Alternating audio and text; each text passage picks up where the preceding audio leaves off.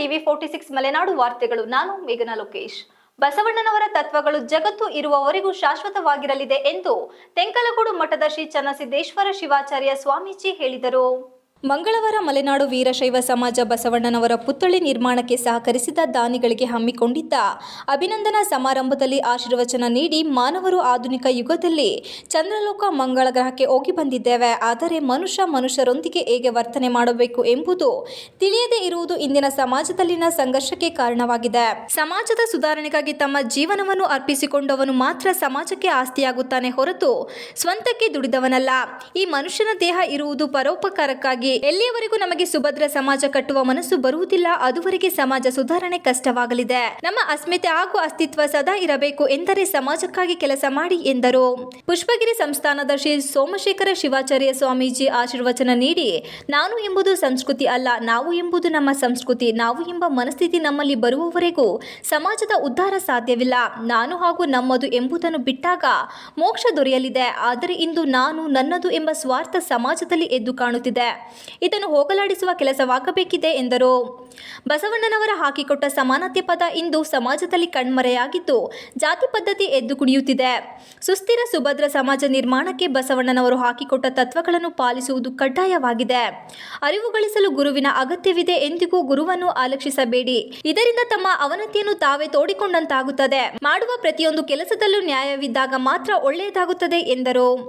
ವೀರಶೈವ ಮಹಾಸಭಾದ ರಾಜ್ಯಾಧ್ಯಕ್ಷ ಶಂಕರ್ ಬಿದರಿ ಮಾತನಾಡಿ, 12ನೇ ಶತಮಾನದಲ್ಲಿ ಬದುಕಿದ ಬಸವಣ್ಣ ಇಡೀ ಮನುಕುಲಕ್ಕೆ ಮಾದರಿ. ಇವರು ಒಂದು ಸಮಾಜಕ್ಕೆ ಮಾತ್ರ ಸೀಮಿತವಲ್ಲ, ಮನುಷ್ಯ ಹೇಗೆ ಬದುಕಬೇಕು ಎಂಬುದನ್ನು ಹೇಳಿಕೊಟ್ಟ ಧೀಮಂತರ ಪುತ್ಥಳಿಗಳು ಎಲ್ಲ ಪಟ್ಟಣಗಳಲ್ಲೂ ಸ್ಥಾಪಿಸುವ ಮೂಲಕ ಮುಂದಿನ ತಲೆಮಾರಿಗೆ ಅದರ ತತ್ವಗಳನ್ನು ಕೊಂಡೊಯ್ಯಬೇಕಾಗಿದೆ. ಎಲ್ಲ ನಮ್ಮ ಧರ್ಮಗಳು ನಮ್ಮವರು ಎಂದು ಕರೆದೊಯ್ಯುವವರು ವೀರಶೈವರು ಮಾತ್ರ. ರಾಜ್ಯದಲ್ಲಿ ವೀರಶೈವ ಲಿಂಗಾಯತ ಸಮಾಜ ಇಂದು ದಾರುಣ ಸ್ಥಿತಿಯಲ್ಲಿದೆ. ಈ ಧರ್ಮಕ್ಕೆ ಬಂದಿರುವ ಅಧೋಗತಿ ಬೇರೆ ಯಾವ ಸಮಾಜಕ್ಕೂ ಬಂದಿಲ್ಲ. ರಾಜ್ಯದಲ್ಲಿ ವೀರಶೈವ ಲಿಂಗಾಯತರ ಸಂಖ್ಯೆ ಹೆಚ್ಚಿದ್ದರೂ ಸಂಘಟನೆ ಸೊರಗಲು ಕಾರಣವನ್ನು ಹುಡುಕಬೇಕಿದೆ. ದೂರದೃಷ್ಟಿ, ಹೊಟ್ಟೆ ಕಿಚ್ಚು, ಕಾಲೆಳೆಯುವ ಸಂಸ್ಕೃತಿಯಿಂದಾಗಿ ನಾವು ಇಂತಹ ಸ್ಥಿತಿಗೆ ತಲುಪಲು ಕಾರಣವಾಗಿದೆ. ರಾಜ್ಯದ ಲಿಂಗಾಯತ ಹಾಗೂ ವೀರಶೈವ ಮುಖಂಡರೆಲ್ಲ ಸೇರಿ ಸಮಾಜದ ಸಂಘಟನೆ ಮಾಡುವ ಕೆಲಸವನ್ನು ನನಗೆ ನೀಡಿದ್ದು, ಮುಂದಿನ 5 ವರ್ಷಗಳಲ್ಲಿ ನಿರಂತರವಾಗಿ ರಾಜ್ಯ ಸುತ್ತುವ ಮೂಲಕ ಪ್ರತಿ ತಾಲೂಕಿನಲ್ಲಿ 10,000 ವೀರಶೈವ ಲಿಂಗಾಯತ ಮಹಾಸಭೆಗೆ ಸದಸ್ಯರನ್ನು ಮಾಡುವ ಮೂಲಕ ಸಂಘಟನೆಯನ್ನು ಬಲಿಷ್ಠಗೊಳಿಸಲಾಗುವುದು ಎಂದರು. ಸಮಾಜದ ಪದಾಧಿಕಾರಿಗಳ ಆಯ್ಕೆಯಲ್ಲಿ ಪ್ರಜಾಪ್ರಭುತ್ವ ವ್ಯವಸ್ಥೆ ಜಾರಿಗೊಳಿಸಲಾಗುವುದು ಎಂದರು. ನಮ್ಮ ಧರ್ಮಕ್ಕಿರುವ ಉನ್ನತ ಪರಂಪರೆಯಿಂದ ಜಗತ್ತಿನಲ್ಲಿ ನಾವು ಎಲ್ಲಿ ಬೇಕಾದರೂ ಗೌರವಯುತ ಜೀವನ ನಡೆಸಬಹುದಾಗಿದೆ ಎಂದರು. ಮಾನವರ ಹಿತ ಬಯಸುವ ಏಕೈಕ ಸಮಾಜ ವೀರಶೈವ ಸಮಾಜ. ಒಗ್ಗಟ್ಟು ಮರೆತ ಸಮಾಜ ಉದ್ಧಾರವಾದ ಉದಾಹರಣೆ ಇಲ್ಲ ಎಂದರು.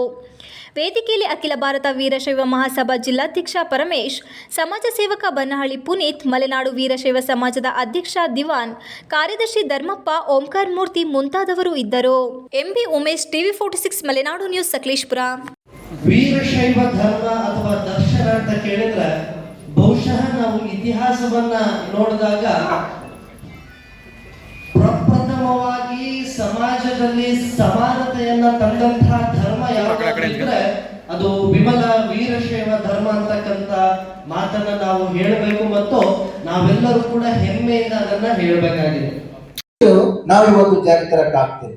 ನಮ್ಮ ಸಾಹೇಬ್ರಿಗೆ ಗೊತ್ತು, 43 ವರ್ಷ ಇವತ್ತು ಹೇಳ್ತಾರೆ ಯಾವುದನ್ನ ನೋಡ್ಬೇಕು, ಒಂದು ವಿದ್ಯಾರ್ಹತೆ ಇರಬೇಕು, ಒಂದು ಗುಣ ಇರಬೇಕು, ನೌಕರಿ ಮಾಡಬೇಕಾದ್ರೆ ಇಲ್ಲ. ಇವತ್ತು ಏನಾಗಿದೆ, ವಿದ್ಯಾರ್ಥಿನೂ ಬೇಡ, ಗುಣನೂ ಬೇಡ, ಜಾತಿ ಆಗ್ಬೇಕು.